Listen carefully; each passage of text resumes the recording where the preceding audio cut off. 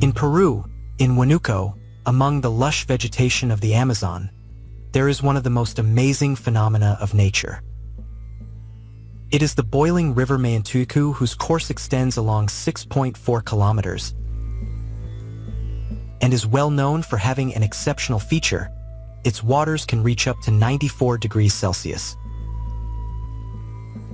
This phenomenon does not occur in any other part of the world, and it is still not very clear what causes the temperature to be so high.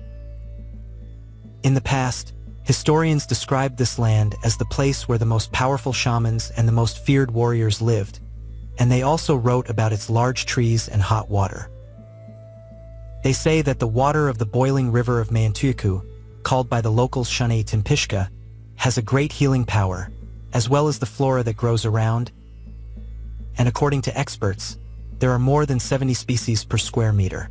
It cannot be denied that there are other boiling rivers in other parts of the world, but they are associated with volcanoes, since a great source of heat is needed. However, the great mystery of this river is how can it have such a high temperature if there is no volcano nearby? The theory of the geologists who study the area is that the water comes from Andean glaciers, and when it enters the deep zones of the earth, it reaches that heat.